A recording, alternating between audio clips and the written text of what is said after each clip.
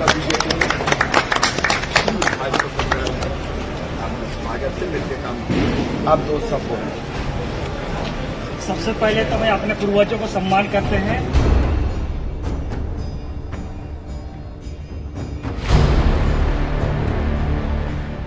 ये तस्वीर झारखंड की सियासत की सोमवार की सबसे बड़ी तस्वीर और चर्चा बन गई।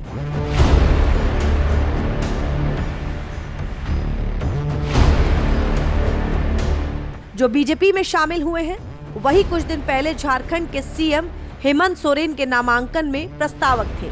नाम है मंडल मुर्मू।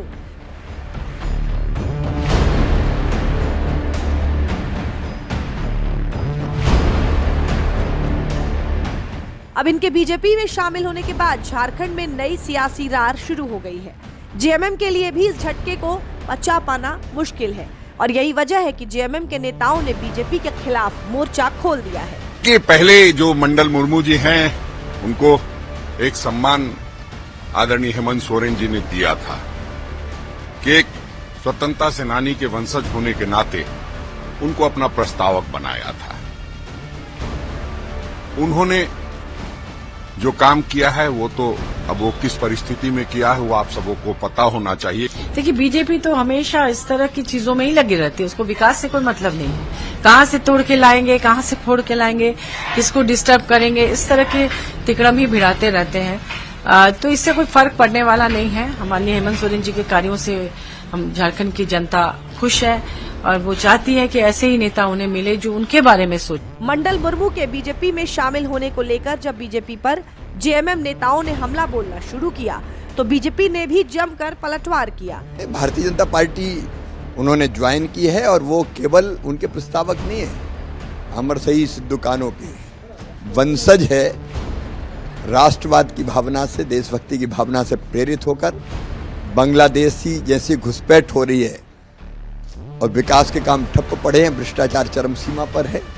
उन्होंने फैसला किया कि मैं भारतीय जनता पार्टी के साथ आऊंगा, मोदी जी के साथ आऊंगा। तो सत्ता के लिए झारखंड मुक्ति मोर्चा बांग्लादेशियों से समझौता कर सकती है, पाकिस्तान से समझौता कर सकती है, आईएसआई से समझौता कर सकती है। और ये सिद्धू कान्हू के वंशज मंडल मुर्मू को पता चल गया और इसीलिए मंडल मुर्मू भारतीय जनता पार्टी की सदस्यता ग्रहण की। और ये इस चुनाव का सबसे बड़ा निर्णायक मोड़ है।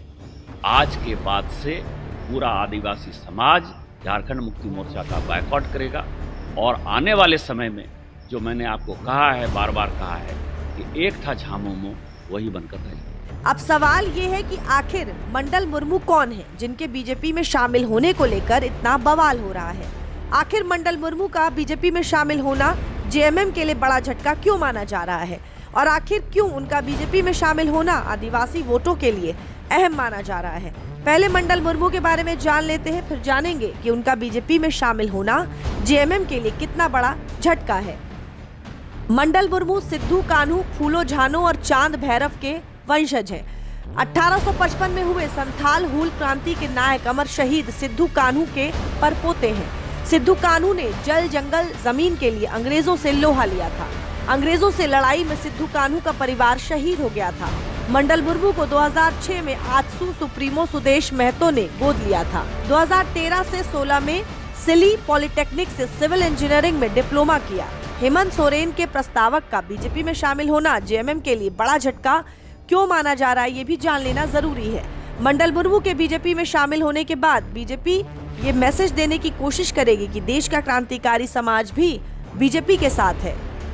संथाल परगना की राजनीति में बीजेपी मजबूत भी होगी। आदिवासी वोटों में बीजेपी की पकड़ मजबूत होगी।